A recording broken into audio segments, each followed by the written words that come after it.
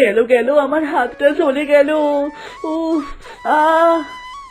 কি হলো মা? কি হলো মা? অমন চেঁচাচ্ছ কেন? গরম তেল ছিটকে এসে আমার হাতে লেগেছে। ও মা গো! কি হয়েছে? চিৎকার চেঁচামেচি করে তো বাড়ি মাথায় তুলে ফেললে। বলি ব্যাপারটা কি? মায়ের হাতে গরম তেল ছিটকে এসে লেগেছে। সামান্য গরম তেলের ছিটে এই অবস্থা? রান্না করতে গেলে এমন একটু আধটু হয়, ওসব আমলে নিলে চলে? গরম তেলের ছিটে তোমার কাছে সামান্য মনে হচ্ছে? এদিকে আমার হাত চলে ছাই হয়ে গেল, হাতে নির্ঘাত ফোসকা পড়ে যাবে। ও কিছু না, ঠান্ডা পানিতে হাত ভিজিয়ে নাও, দেখবে জ্বলনি কমে গেছে। এত চিৎকার করার মতো কিছু হয়নি। ঠান্ডা পানিতে হাত ভিজিয়ে নিলেই হবে? তা নয় তো কি, এই সামান্য তেলের ছিটের জন্য কি এখন বৈদ্য কবিরা জানতে হবে নাকি? এসব এমনিতেই সেরে যায়। হ্যাঁ মা, তুমি যে কি করো না, এমন ভাবে চিৎকার করে উঠলে যে আমি ভয় পেয়ে গিয়েছিলাম। সত্যি সালমা, তুমি যে কি করো না, সামান্য রান্না সেটা করতে গিয়েও গরম তেলে ছিটকে একাকার করে ফেলেছো। বলি কাজকর্ম সাবধানে করবে, কাজ করার সময় মনটা কোন দিকে থাকে শুনি? হ্যাঁ মা, তুমি অল্পতেই অস্থির হও।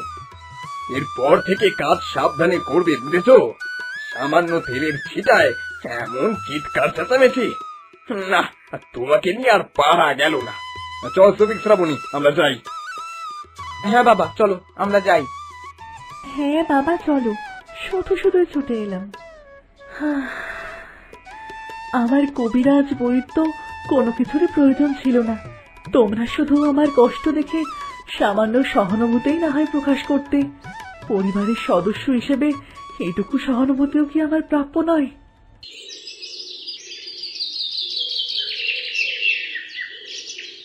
কই মা, খাবার কোথায়?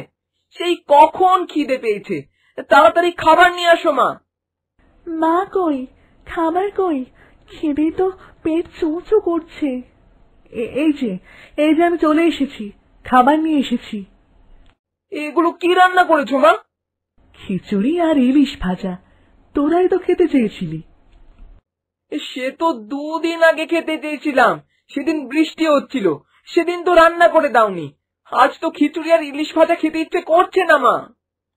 সেদিন বেগুন ভাজতে গিয়ে হাতে তেলের ছিটে লেগেছিল, তোরা তো দেখেছিলি।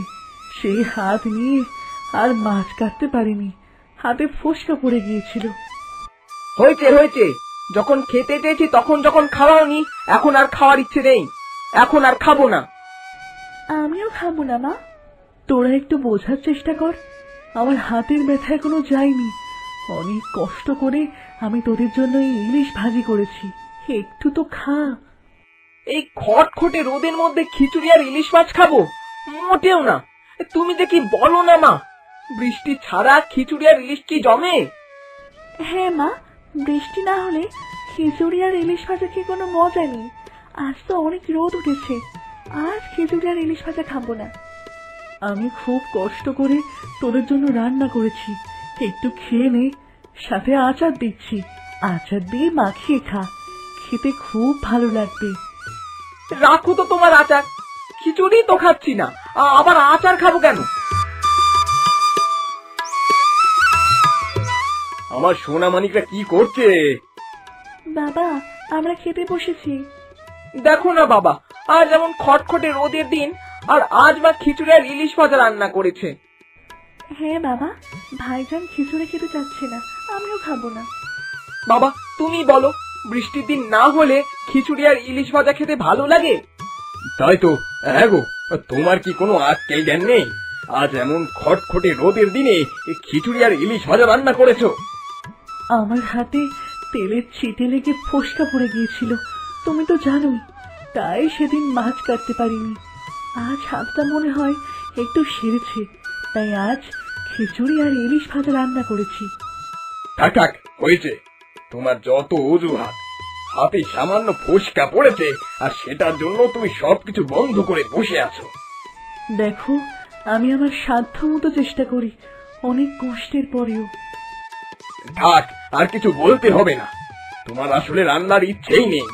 সামান্য রান্না করবে সেটা নিয়েও তোমার অজুহাতের কোনো শেষ নেই। সামান্য রান্না? যাই হোক, আমি আমার সোনা মানিকদের জন্য কি নিয়ে এসেছি দেখো তো। কি এনেছো বাবা? হ্যাঁ বাবা, কি নিয়ে এসেছো? পোলাও আর মুরগির কোরমা। সত্যি বাবা, পোলাও আর মুরগির কোরমা এনেছো? আমি তো এটাই খেতে চাচ্ছিলাম। হ্যাঁ বাবা, আমারও পোলাও আর মুরগির কোরমা খেতে ইচ্ছে করছিল। তুমি বাইরের খাবার কিনে নিয়ে এসেছো? আমি ঘরে এত কষ্ট করে রান্না করেছি। তুমি তো মনে করো আমি তোমার কথা ভাবি না। আমি তোমার কথা ঠিকই ভাবি। আমি বাইরে থেকে খাবার নিয়ে এসেছি, যাতে তোমাকে আর কষ্ট করে রান্না না করতে হয়। তুমি তো সেটা আগে বলবে, তাহলে তো আমি কষ্ট করে রান্না করতাম না। যাই হোক, ওসব কথা বলে সময় নষ্ট করতে চাই না। আমার ছেলে মেয়েরা এখন পোলাও আর মুরগির কোরমা খাবে, তাও আবার যেন তেন পোলাও আর মুরগির কোরমা না। শুধুমাত্র হাটবার এই গুণী বাবুর্চি এই বিখ্যাত পোলাও আর মুরগির কোরমা বিক্রি করে। কি মজা, কি মজা! আমার তো আর তর্স হয়েছে না। চলো তাহলে খাওয়া যাক। হ্যাঁ চলো বাবা।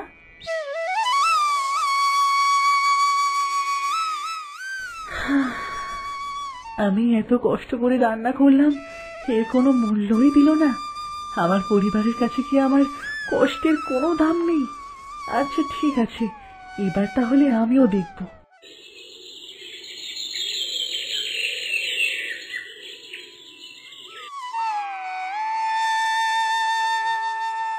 সফিক, শ্রাবণী, মা, কিছু বলবে? আমি বেড়াতে যাচ্ছি, কবে ফিরবো তার কোনো ঠিক নেই। তোমরা ভালো মতো থেকো। কি বলছো মা? তুমি বেড়াতে যাচ্ছ? কোথায়? আমার সব আত্মীয় স্বজনদের বাড়িতেই একদিন একদিন করে বেড়াবো ঠিক করেছি, তাই আপাতত ঠিক করে বলতে পারছি না যে কোথায় যাচ্ছি। কি বলছো মা? কি গো, তোমরা কি নিয়ে আলাপ করছো? বাবা, মা নাকি বেড়াতে চলে যাচ্ছে। তাই নাকি? তুমি কোথায় যাচ্ছ সালমা? বেড়াতে যাচ্ছি, আমার সব আত্মীয় স্বজনদের বাড়িতেই বেড়াতে যাব বলে ঠিক করেছি। সবাই তো অনেকদিন ধরে যেতে বলছিল, সংসারের চাপে তো আর কোথাও যেতে পারিনি। এইসব তুমি কি বলছো সালমা? তুমি চলে গেলে আমাদের খাওয়া দাওয়ার কি হবে? রান্না কে করবে? রান্না? ও তো সামান্য কাজ, ও তোমরা ঠিক করে নিতে পারবে। কি পারবে না? না মানে তা পারবো আসলে। তাহলে তো কোনো চিন্তাই নেই, আমি আসি, তোমরা ভালো থেকো। মা এভাবে চলে গেল, এখন কি হবে? কি আর হবে, আমরা নিজেরাই কিছু রান্না করে নেব। তুমি রান্না করতে পারো বাবা? হ্যাঁ, কেন পারবো না?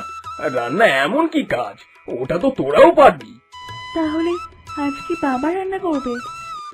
ঘরে তো ইলিশ মাছ আছে, চল আজ তাহলে ইলিশের ঝোল করি। আমি রান্না করব, তোরা আমাকে সাহায্য করিস।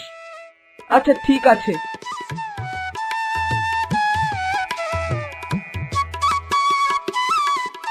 এই রে, ঘরে তো চাল নেই, আমি তো ভুলেই গিয়েছিলাম। তোরা মাছের ঝোলটা দেখিস, আমি চট করে চাল নিয়ে আসি। ঠিক আছে। বাবাও তো চলে গেল, এখন কি হবে? চিন্তা করিস না, আজ আমরা দুই ভাই বোন মিলে ইলিশের ঝোল রান্না করে ফেলবো। চল, বাবা দেখে অবাক হয়ে যাবে। তুমি রান্না করতে পারো ভাইজান? রান্না কি এমন কঠিন জিনিস, এ তো সামান্য কাজ। এই যে দেখ, মাছের ঝোল সেহেতু অনেক পানি দিতে হবে, বুঝেছিস? এই রে, এ তো বিপদ হয়ে গেল, পানি তো মনে হয় অনেক বেশি হয়ে গেছে। হ্যাঁ, এখন কি হবে? আমি জানি না ভাইজান, আমার খুব কষ্ট হচ্ছে। মা প্রতিদিন এত গরমের মধ্যে রান্না করতো। হ্যাঁ রে, আমি তো তাই ভাবছি, সামান্য গরমেই আমাদের এত কষ্ট হচ্ছে। আর মায়ের হাতে গরম তেলের ছিটে পড়েছিল না, না জানি মায়ের কত কষ্ট হয়েছিল।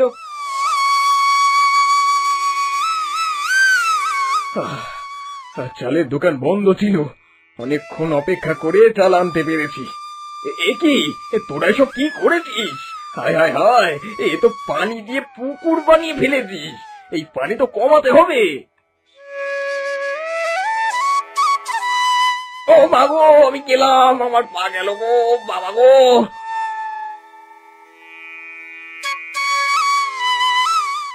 কি গো, কি করছো তোমরা? আরে এসব কি?